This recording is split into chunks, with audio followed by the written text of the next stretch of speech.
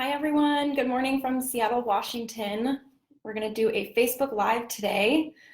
I will just let people join.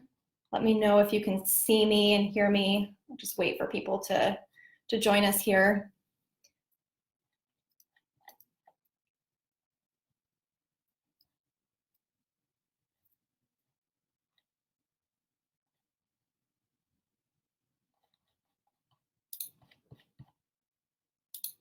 Give you a few more moments, I shouldn't say minutes. I'm not gonna sit here for 10 minutes and wait.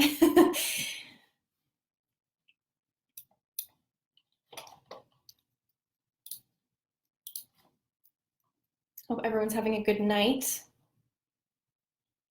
We're going to be talking all about building communities from scratch, but I'm also willing to answer any other questions about community building today. Let's see here.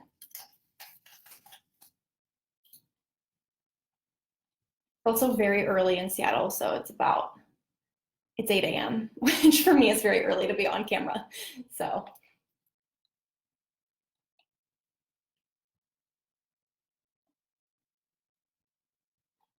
All right, well, I'll just get started here. Thank you so much for having me. I'm really excited to talk about communities with you today. Paras has already sent me some questions to get things kicked off. So I will happily just go through and answer some of the initial questions that were asked. And hey, Paras, thanks for the first question, or the first comment. So I have a second monitor, so if you see me looking to the side, that's why. So let's go through some of these questions. So the first one was, apart from Slack, what are the other engagement communication channels? And as a second question, how effective are Facebook groups? So obviously, apart from Slack, there are many other engagement channels that you can use to gather your people in your community. There's, like you had mentioned, there's Facebook groups, there are forums, there's Reddit, there's Stack Exchange. It really depends on what's going to make sense for your members as well as for your business. Hi, Lucky. And, so that question is sort of, where are your members today, or your prospective members? Where are they spending time, and how can you go meet them where they're at? Or how can you build something on a platform that they are already familiar with? So in the US, and especially like on the West Coast, Slack groups seem to be a really big engagement channel people are using to build communities on. This might vary quite a bit in India and what people are using there. I know in China, people are creating a lot of WeChat groups and things like that. So it varies by market. And so you need to do research and figure out what channel is going to work best for you. So the follow-up to that was, how effective are Facebook groups? Again, depends. They can be extremely effective because obviously 2 billion people in the world are on Facebook and spend time there. And the groups are obviously very important to Facebook and to their overall mission to build community. And so they give them a lot of precedence in the newsfeed and things like that. So people are already there. And so building a group is very low friction. Now, if you want to create something that is a little harder to join and has a little bit more friction, then Facebook is not the place to build your community. And you might want to do that in order to make a more exclusive community. So I think that can be a great starting point. Just as a side note, I actually have a side business where I make dog apparel, and Facebook groups is definitely the place that I have started thinking about building community first, just because that's where I know I'm going to be able to find people who care about the things that I care about in the dog apparel world. There's actually a lot of dog allergy and dog apparel Facebook groups out there. So I know I can join them and participate in them and create my own. Hello, everyone. I hope everyone's having a great night, by the way. Before I'm going to slow down a little bit and just, I hope everyone's having a really good time. All right, and thank you for joining me so late at night as well. I really appreciate that. I'm really excited to be here. All right, jumping into the next question. What's your way to bridge new users in a community and old users in a community? This is a fantastic question. usually this person is writing, there are micro groups of old and new users within the community where there's often lost in conversation or people aren't meshing well together. So how do you tackle this issue? Yeah, this is a really important question, because as your community grows older, obviously you're going to have your veteran members and you're going to have your new members, and how do you integrate those two groups? So the best ways that I have found to do this are to have really solid onboarding. Make sure that for your new members, they know what the culture is like, they know, and this can be accomplished through community guidelines, through the initial emails that they might get from you when they join your community. And so those new members can really understand the culture and understand the ways in which they can jump in and begin to engage right from the get-go. So that's how you get the new members to sort of understand some of the norms in the community. And then as far as the people who have been around for a while, it's really important to train them in how to welcome new members. So maybe that's a welcoming process every week. I think David Spinks over in the CMX group, he does a weekly welcome. I'm not sure if we had, actually, when I was at CMX, we would trade responsibilities every week. So, and that was also in the CMX Pro group, where every week somebody else would be doing the weekly welcome of new members. And so an established leader in the community would be the one doing the welcoming of the new members. So that's really important in building bridges there. So I hope that that answers that question. If you have any follow-ups, please let me know to that. Really great question, like I said, because that's something that always happens. always happens. It's a guaranteed. So let's see, next question. There are communities around a common interest, cause, goal, etc. Can you share your opinion and some insights on communities built around a product, and how building a community around the product helps strengthen the customer base and increase the rate of new users of the product? Yeah, so as, let's see who asked this. Deviani had said, I hope I pronounced that right. Please tell me if I did not. I'm sorry. As you had said, there are obviously communities around causes and goals and shared identities, and there are that can serve a very different need for us than a community that's built around a product. So there's some really great examples of product communities that are out there. So Salesforce has their MVP community. Another great example, like Atlassian, has always had a lot of community programs where they bring in developers or bring in their power users. And that absolutely can help with adoption of new products. It obviously spreads word of mouth about the product and how to actually use it. And user groups can be a really great way to accomplish this. So a lot of companies will have user groups where people will come together and talk about the ways in which they use your software or your product. This is something that Apple's been doing for about 40 years, which is kind of crazy. So yeah, I mean, and Microsoft does this a lot. So a lot of tech companies will do user groups and things like that. So those can be ways that you can build a community around a product that helps people become more effective in how they use your product. I will also say that grounding people in shared values and shared goals and identities is one of the ways in which you can actually get people to care about being part of a product community. So what does your product stand for? You know, does it stand for freedom? Does it stand for acceptance? All these like bigger values, which can be really big picture and kind of silly to think about sometimes.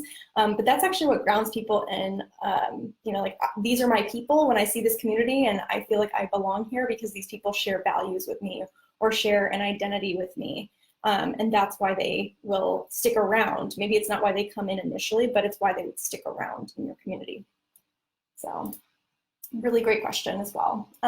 Let's see. Sahil had asked, what do you think about companies leveraging communities to boost their sales? Is this a good idea or a bad idea? Both. It's both. I think it all goes back to intention. So if your sole intention is to build a community to sell something to people, and it's just extractive to them, so it's just taking and trying to get people hooked on a habit or something like that, I have many feelings about that that are not great. That's my very fluffy way of saying that I don't think that's a great thing.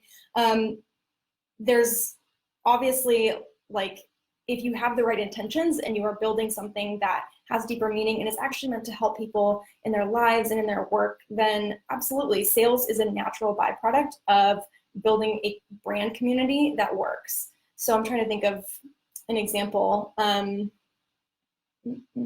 So like some of the ambassador communities, the one that we always go back to at CMX, the one that we always would go back to is Lululemon, which is a big sporting goods brand and apparel brand based out of Vancouver, Canada. And they built a community of ambassadors, which obviously like was the ultimate goal, is to sell more clothing. But if the community is grounded in the shared values and in getting people to exercise and take care of their bodies and be good to themselves, I don't think that there's necessarily anything wrong with that. So I think it goes back to intention and setting the right intentions. And I think a lot of businesses are having trouble with this idea because especially like in the US, a C Corp is like the general business type for like your big corporations, your Apples, your Microsofts, et cetera. And at the end of the day, they're measured by their profit. So, and really nothing else. So they're responsible for that. And they're not responsible for driving like deeper impact in the world. That's not to say that they don't do those things, but at the end of the day, that's what matters. And so things can get really fuzzy there in terms of, you know, how do we show that community is impacting sales and is going to matter for these big companies in a way that is not incongruent with, in a way that's not going to also, basically in a way that's not going to manipulate people. I think it's really important that we don't manipulate people in our work. Any follow-ups to this? I'm just going to check questions here. Let's see if I'm missing anything.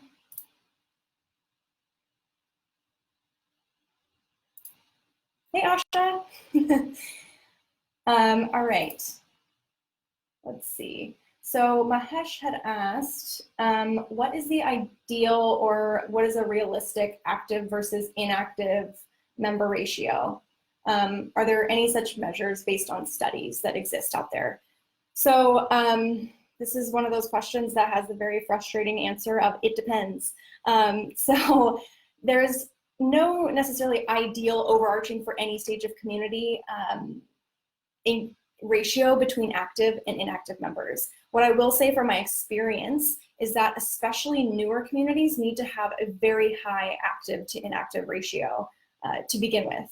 And when you're beginning a community from scratch, so to go back to why we're doing this whole AMA in the first place, when you're building a community from scratch, it's very important that you gather a core group of people who are your founding members. And they don't have to necessarily be called that formally, but it's really important that you know, like, the group size that tends to be the best, I guess, or the one that I've seen in action the most is 10 members, 10 founding members.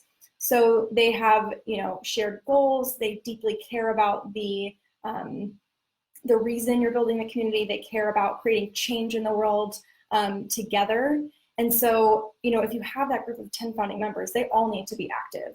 If one of them is not active, then maybe they shouldn't continue to be a founding member. However, as you grow, this is not the case. And it sort of depends on what kind of community you're building. I will say I've been working on a community that has over 100 million active monthly users on it over the last couple months. And their community's active to inactive, or it's not active to inactive, their community's active members, so the ones who are actually creating most of the content, 20% of them create 80% of the content on their website. So, you know, they have 100 million members, but only 20% of them are creating most of the content that people are consuming. So that's actually known as the Pareto principle, P-A-R-E-T-O, and I highly recommend reading about that. It's been validated by economists and just multiple disciplines have done research on the Pareto principle, which is this idea that in any endeavor, 20% of the work you do or 20% of the people that you're gathering will create 80% of the value for everyone else. So that means that nurturing that core group is vital to the success of the entire rest of the community. So getting that core group from the beginning is actually setting yourself up for success later, if that makes sense. Let me know if you have any follow-up questions to that as well. It's a really great question. These are all really great questions. I'm so sad not to be there with you, actually. I feel like we're 12 hours apart, and I wish I could be there. And then a follow-up question that Mahesh had asked was, what hacks do you suggest to improve member engagement? So actually I'm doing a webinar on member engagement on Thursday with Vanilla Forums, and let me see, there's a link I can share with you, and I'll put it in the chat as well. It's bit.ly, so bit.ly/commitment curve. And so if you join us on Thursday, I think it's at 11 a.m. Pacific, so that should be, it was probably about midnight for you. I'm sorry. It will be recorded, so you can always sign up and watch it later. We'll be talking about how to create engagement, how to architect engagement using this model called the community commitment curve, which is something that I learned from Douglas Atkin at Airbnb, as well as it's been used and talked about by Eilert Barron, who is the former Chief Strategy Officer for Cisco Canada. And so that's a way of conceptualizing engagement in your community. It's not a hack per se, but it's a framework you can use to actually get people to engage over the long term. So it's really, really powerful, and I hope you can join us for that. I'm going to talk about it for about an hour, so I don't want to take up an hour talking about just that right now. Great question, though. All right, let's see what other questions have come in. Umaid had asked, cooperation versus competition. What helps build a better community? So there's a body of work on this. I highly recommend the work of Amy Jo Kim. That's Amy Jokim. And she writes about cooperative communities specifically. And I don't think that one is necessarily better than the other. It's just that we are moving toward a world in which competition at a really high level is, I don't want to say that, actually. Let me roll it back. So some communities, I will say, I've worked with communities of physicians, for instance, of doctors, and they can be extremely competitive, not only with one another, but just with themselves. And incentivizing competition in those communities in ways that is not manipulative can be extremely effective, because that's what they're used to culturally. These doctors have been trained and going to school for, like 20 years or more, and they're used to being graded and being in competition with other students. So it makes sense to continue to build a sort of competitive community there. Now, what I will say is there's a great book that I recommend called New Power, and that's by Jeremy Hymans and Henry Timms, and it just came out this last April. And it's really about how power is shifting globally right now. So we've had really top-down power structures up to this point, and that's really shifting. All of us can cooperate and become more powerful together. So the way I look at my work in community building is our job is to create change.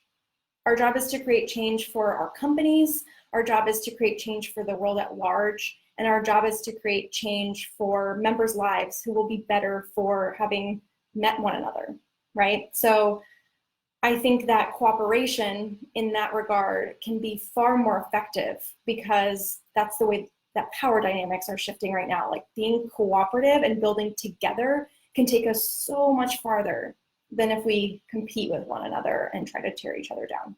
So again, it works in some communities, competition does. in my heart, like I believe in cooperation, and that's sort of the work that I am interested in doing, but I've worked with communities where competition is still a component of a larger cooperative community. So the goal might be cooperative, looking at the physician community, for instance. The goal is to change healthcare and to make it better for everyone involved. But in the interim, there might be like some competition among members in order to create that change together. So awesome question there. Let's see.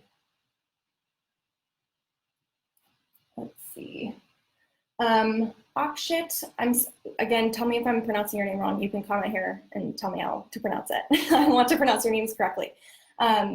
Face-to-face has asked, face-to-face is not always possible. How do you build and strengthen communities online? I work for a co-working space and face challenges, like I'm not able to highlight every community member on the social media portal. So how do you basically not seem biased?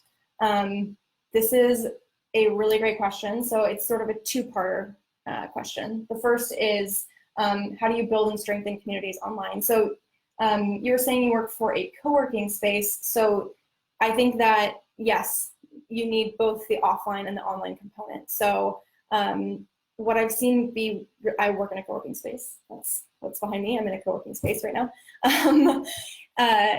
What I've seen really effective where I work, and I've worked in several co-working spaces, is some mix of offline programming, so where you're doing offline events or bringing people together in person in the office, or doing even like field trips out and like getting coffee together or playing mini golf or whatever it might be that bonds your community members, and then having an online component. So whether that's a Facebook group or a Slack community or whatever platform makes sense for you, to have multiple avenues for people to engage. I think that if you can manage them or have a member manage them on your behalf or alongside you, that can be really effective. Let's see. And then the follow-up question to that was, how do you not seem biased? Oh, that's a really great question. And it's very complex. So obviously, I think one of the ways you can do this is to make when you're, so the specific question here was about highlighting members. So how do you decide which members to spotlight, et cetera, et cetera. So you might want to make this an opt-in program where people apply to be spotlighted or to be shown on the social media portal that you're talking about here, so that you are not picking and choosing your favorites and sort of reinforcing biases that might already be there. I think that's one way that you can make it more open to people. And also, you know, I don't know how large your co-working space is, but if it's possible to talk with everyone and to ask them in person if they might want to be spotlighted, that could be really effective, depending on the size of your co-working space. Sometimes that's just completely unrealistic, but I think it's best practice to get to know all of your members in a physical space like that, because in a lot of co-working spaces, it can feel strangely lonely, even though you're surrounded by people. So yes, really great questions. Oh, there's so many questions. All right, next one. Anamika asked, what should be the vision while thinking about a community? Like some solid bullet points as a checklist before you set out to build one. So vision is different than a checklist to build the community itself. So I'm not sure if you were asking about that.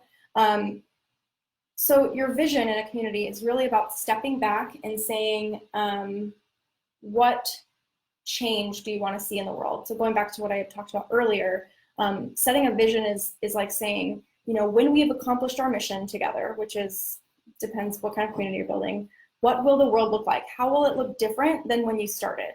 And that's the vision that you paint for people in your community. So that's how you would set a vision. It's usually something that needs to be done in collaboration with multiple team members. You can even there's actually, for setting brand guidelines and things like that, there's these cards you can get that have values on them. And you can actually do a card sorting exercise. If you Google card sorting, that's one of the ways you can set values in your community. And then from there, you can decide like how the world's gonna look different if you operate based on these values, if you accomplish the mission with those values in mind. In terms of a checklist before you set out to build one, this is something I actually would recommend looking at CMX for this, cmxhub.com. There's a ton of resources and an online course, as well as just free resources you can grab for community strategy canvases and things like that. So it's not a checklist per se, but it is a way of sorting, you know, here are all the areas we need to be thinking about before we launch a community. So I hope that that is helpful for you. All right. And our Bob asked, hi Carrie, do you think for building an effective online community, we should look more at sociology indexes of offline community and tribes, and then use that knowledge to build one online? Ooh, I love like anything academic. I'm a huge nerd for this kind of stuff. So I think, correct me if I'm wrong, but I think you're asking about, you know, leaning on the body of work from sociology and what sociologists have uncovered about people gathering offline. Absolutely. We should be looking at anthropology. We should be looking at sociology. We definitely need to be looking at the work of social psychologists. The difference there being social psychologists are talking about, you know, what is universal among human beings, psychology, and the sociologist is going to be looking at what structures, like what power structures are in place, what cultural structures are in place in a community that make it really strong, so, or make it really damaging. So a lot of sociologists are doing interesting work on online as well as offline communities. I recommend, I was just looking up how to get free academic papers, because a lot of times they're behind a paywall and they're very expensive. It can be really hard to get access to the work of people in academic institutions. So if you have access to that, congratulations. If not, Google Scholar will often have free articles and things like that. I honestly pick up sometimes like used old textbooks from like used bookstores or from online, and I will read like old textbooks because I'm a huge nerd, and I don't think I was ever really ready to graduate from school. So that's sort of what I do. So yeah, really, really great question, and we should be leaning on the work that's been done in communities for the last, you know, 40, 50, 100 years. Okay, Puneet asked, while a community might have a lot of tribesmen who are connected and following, how do we encourage them to take leadership and endorse and volunteer to begin to work on the community? My community has a lot of lurkers and I feel I need to mobilize and stimulate them. Obviously, that's a common issue. Yeah, it is. So basically, you have a lot of members, but a lot of them aren't taking action. They're not actually taking on leadership roles and getting more involved. This is exactly what the commitment curve, which again, I'm doing that webinar on the commitment curve on Thursday. This is exactly what it's meant to solve for. So getting people to actually take action and not just passively consume in your community. So again, please join us on Thursday or watch the recording that will be sent out. And we'll be talking about that in depth there because that is a really common issue. And if you want to actually galvanize people, it can be one of the most helpful frameworks for thinking about that. Let's see, I'm just going to check the feed here and see if there's anything I'm missing live.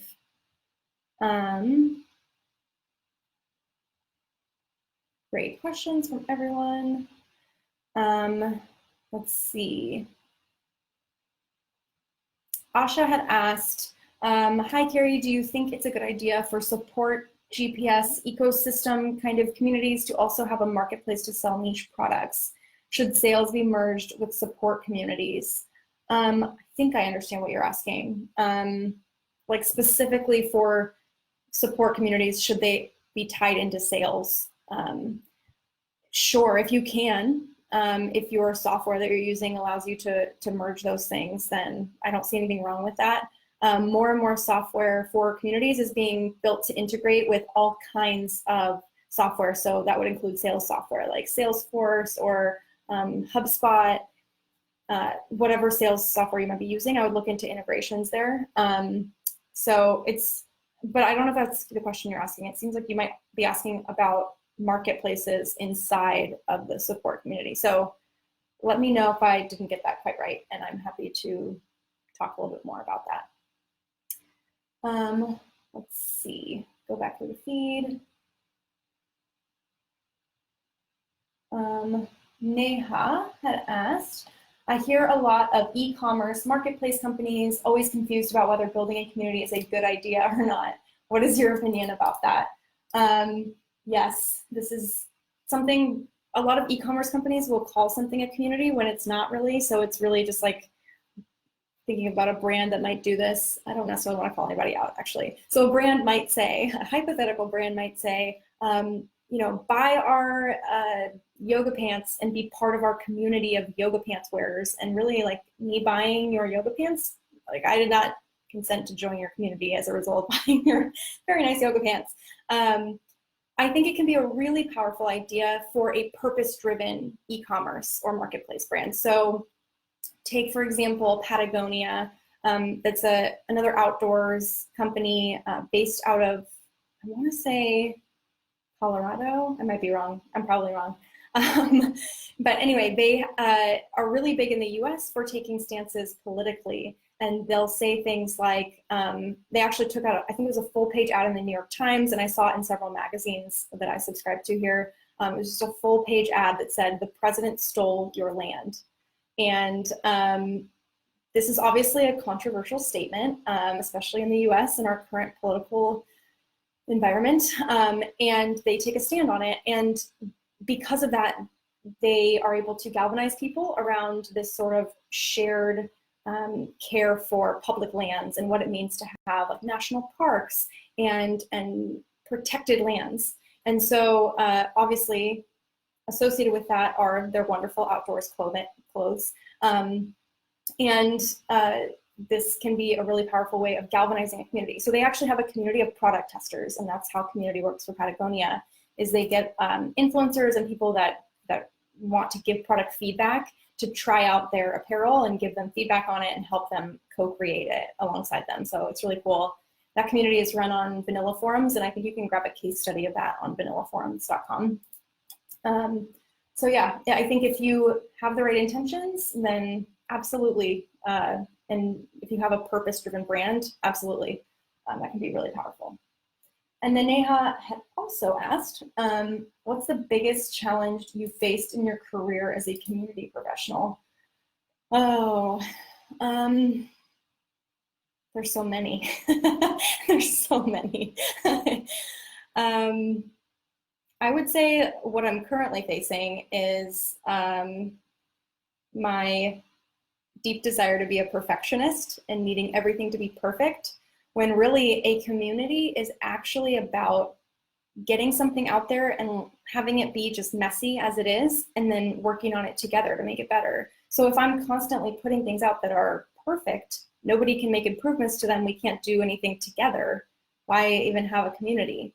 So it's about supporting one another, and that can be really hard, especially as someone who buys textbooks and reads them, that I can be a little bit of a perfectionist, and I think it's important that we're not, and that we continue to put things out and have and ask our members for help, and not be perfect all the time. I would also say one of the hardest things that I faced in my career is fighting off burnout and fighting off exhaustion from the 24-hour-a-day sort of work cycle that community involves. And I'm not going to say that I've solved that for myself, but I have a lot of support, and I have burned out before, and I know what it feels like, so I can notice it in myself when I'm feeling really tired and exhausted, and I'm feeling really stretched thin. And when I'm feeling those things, I will generally take a step back and then ask, how can I delegate what's happening? What do I need to say no to? And what am I doing too much of? And what can I hand off to other people, specifically like the people who are leading your community alongside you? So those could be your team members or your top VIP community members. How can you give them a little bit of responsibility and help them carry some of the weight with you?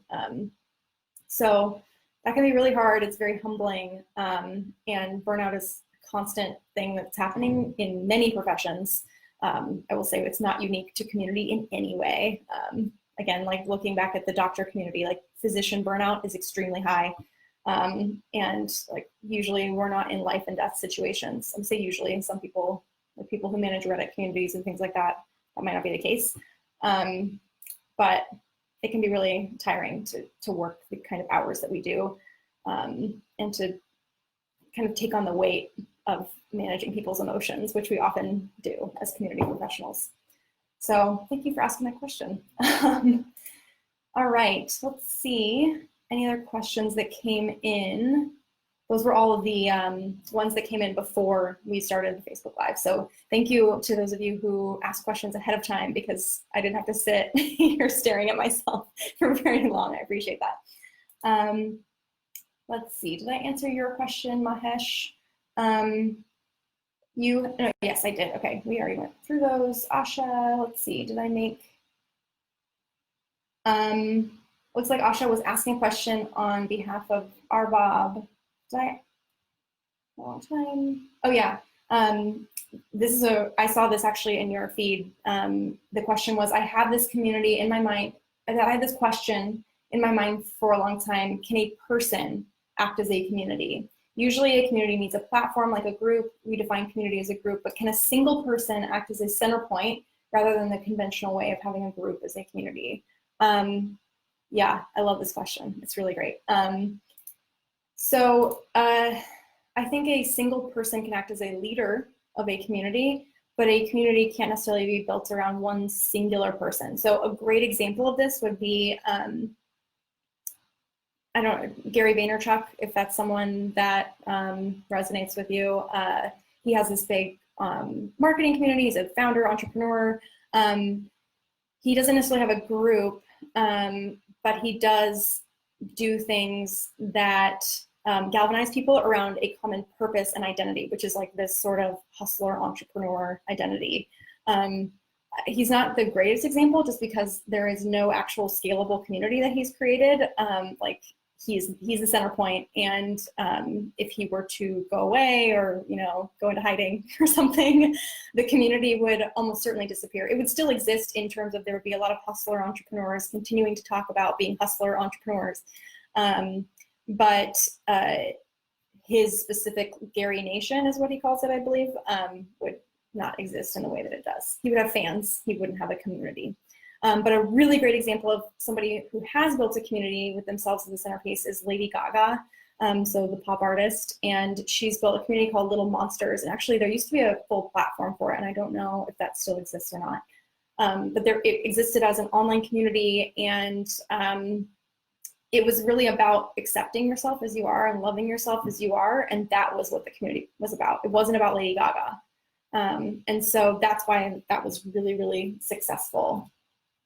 And then I wanted to show, I don't know if I can bring this up right now, but there's actually a new platform called Trace Me, and they're building, I don't know if you can, it might be flipped backwards, that's George Takai. They are building fan communities there, and I'm really interested in the ways in which this app might be a space to create those individuals as center point kind of communities that are about something much larger than just the celebrity themselves. So the too long didn't read of that is, yes, you can have a single person as a center point, but the person must be the leader of something larger than just a fan community. It has to be about a purpose and identity. Yeah. Awesome. Let's see. Asha had asked a few more questions. So if she'd asked, if you were to flag 5 do nots that I've learned from experience from community managers, what would they be? Oh, if I do this right now, like I'm sure I'll forget stuff, and but just let me attempt this. I mean, I always start with like starting from ourselves outward, because if we as leaders are not kind to ourselves and sort of like honest with ourselves, then it becomes hard to lead a community. So number 1 is do not be so hard on yourself. It's not like please just be kind to yourself. Number 2 would probably be, don't just focus on engagement for engagement's sake. Like, we have enough products that are designed to hook us and get us hooked on like dopamine hits out there. And we know science and research has shown that that's not good for our mental health. So please, like, think about, you want to build engagement, okay, but how is that going to make the world better? How's that going to make your members' lives better? So do not just build just to build. You're just adding to the noise. Let's see if I can think of some more. Do not work 24/7 around the clock for multiple days in a row. If you find yourself doing that, you need to bring in extra help or set some boundaries, and say, like, these are my hours and I need extra help on like XYZ tasks or these times of day, if you are doing that, because you need breaks. I would also say, do not ignore conflict. I see that happen in communities all the time, and it's sort of like this seed of something that's going to blow up and be something much larger in the future. So if you see members saying things to each other that are just like not very kind and not respectful, look back at your community guidelines and say, like, okay, is this in violation of them? Yes or no. If it's not, but it still just like doesn't rub you the right way, then address that with the members and actually publicly say, like, just so you know, like, we would really appreciate it if you communicated with respect for one another. And that way you can kind of ease conflict before it turns into a full-blown crisis. Because conflict is inevitable in communities, but crisis can be stopped before it begins. So, is that 5? Did I do 5 yet? Can I do 4? I'm sure there are more. I'm sure that there are more. Let's see, and then they had also asked, what are some non-obvious types of companies that would benefit from having community manager type roles? Non-obvious types of companies. So actually, when I've been doing a ton of research on, the top valued startups today. So, and the Fortune 100 global. So it's companies from all over the world that are pulling in the most revenue. I've been looking at, of the Fortune 100 and of the world's top valued startups, how are they investing in community strategy? I hope to have some of that out in the world in the next few months. But so one of the things that I've noticed is a lot of financial companies are not yet ready to invest in community, but I wonder about the ways in which, especially with like blockchain and cryptocurrency, like what are the ways in which they can become more responsive to their members or to their customers and build community around making the financial system not so terrible. I mean, at least in the US, it's ripe for disruption. I grew up in the Bay Area in California, and so I grew up with that word disruption around me a lot, and I think it's silly. But also healthcare companies, I think that that's a non-obvious kind of industry that is also ripe for disruption and where community can really help. And in new technology. So I'm seeing a lot of that in like, there's a company called, I think it's Oxford Nanopore. I don't know where they're located, but they do a lot of developer community. So there's a lot of like super sciencey, developer friendly communities being built that we often don't see unless we're building developer communities. And they're really powerful in getting a full like ecosystem ready to go. So like this really complicated technical project, then you have developers building things on it that are actually useful to end users. And then when they actually, so this company that I'm talking about is in beta. It's not publicly, like I don't think you can actually get the things that they're creating yet. But once they launch, and this is exactly what is the VR headset company, like the Oculus did. They would give out their SDKs, software developer kits, and get developers to build on them before they launched. So yeah. Let's see, other questions.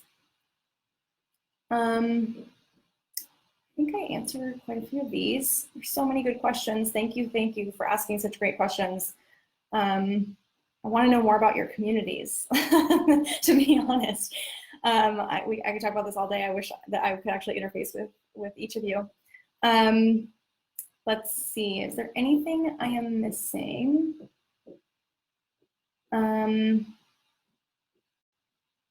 think I might have gotten everything. Paras, let me know if that's true or not.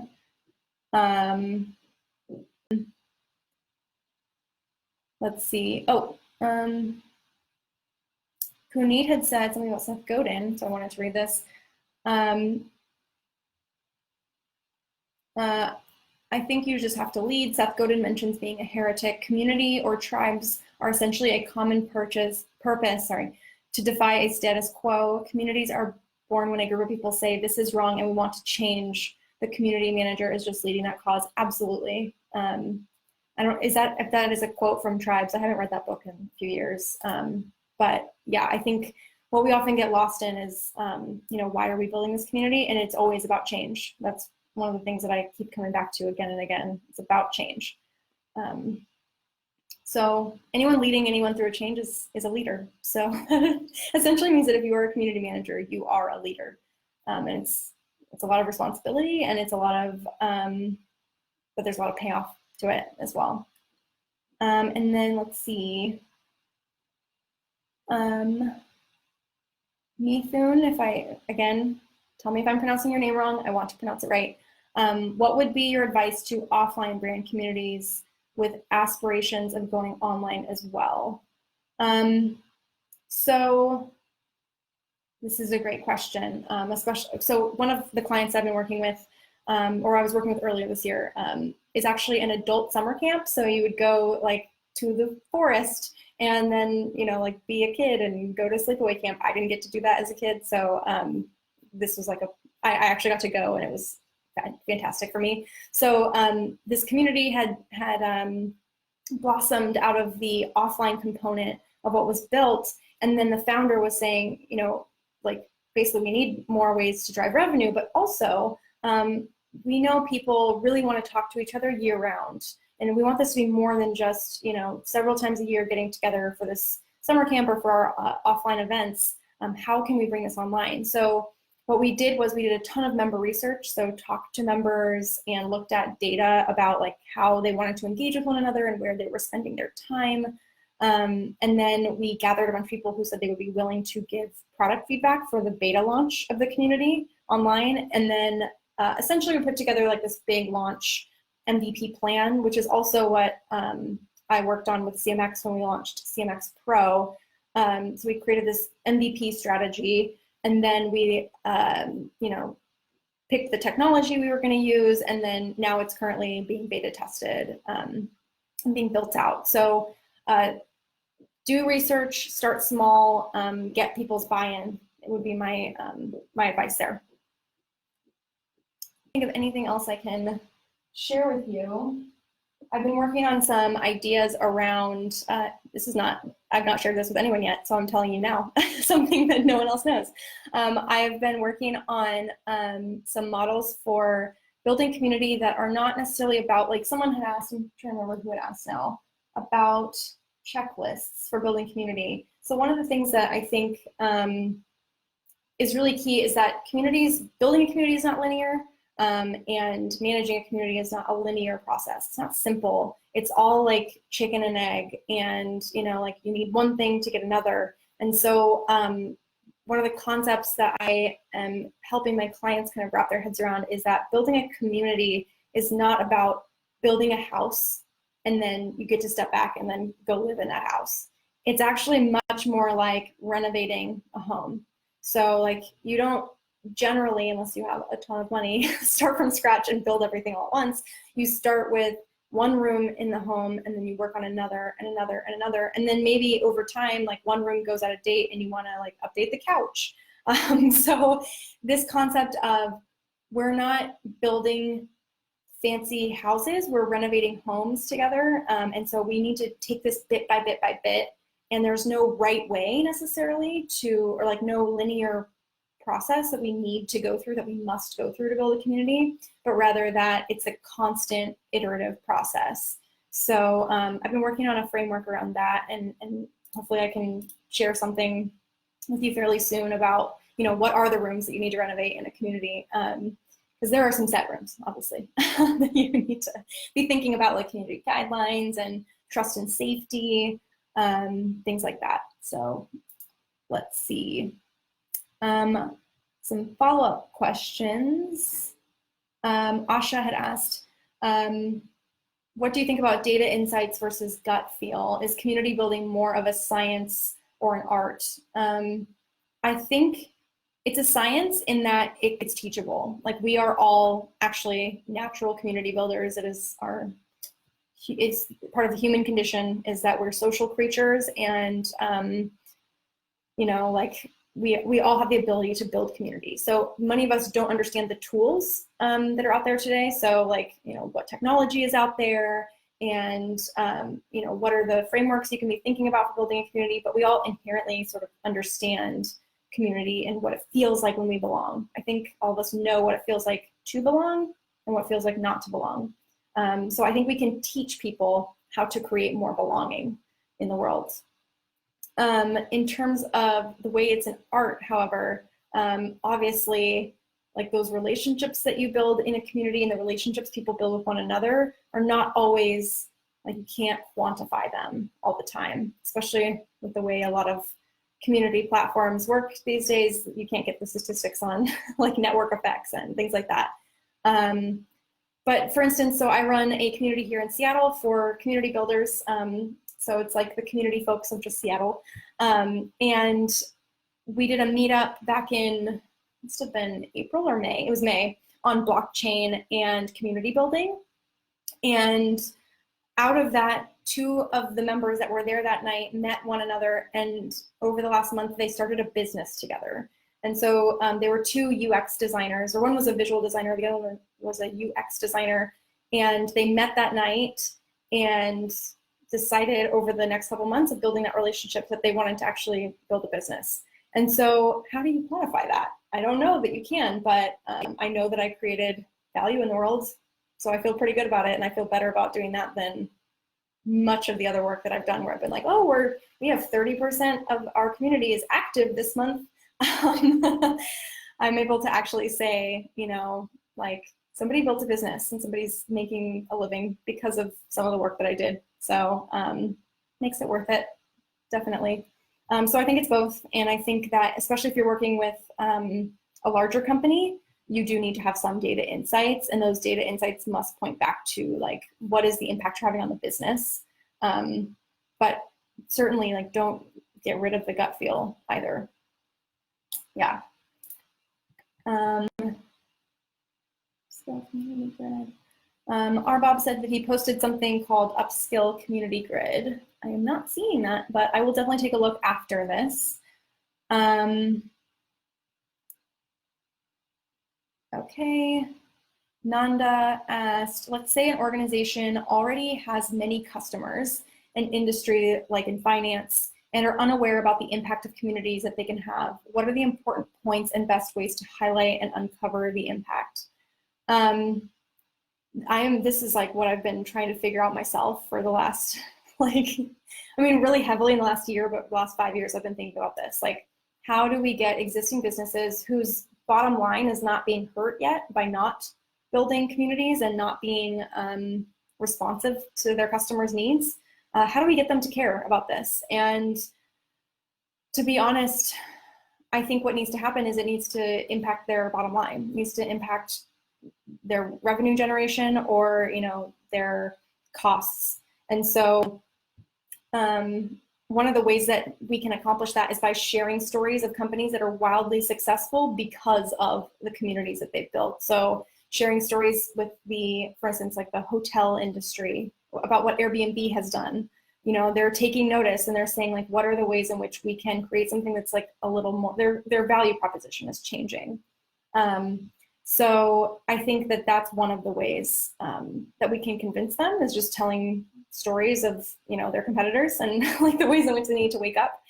And because of, like I was talking about earlier, like their profit is more important than anything else, unless you're a social purpose corporation, which is the thing in Washington State, B Corps or another thing where actually they're being measured on their impact on the world. I think I hope that more businesses become B Corps, where that actually will matter to their bottom line, essentially. Yeah. I have 2 minutes here. I'm not sure if I'll have time to answer anything else. Yeah, I think we're good.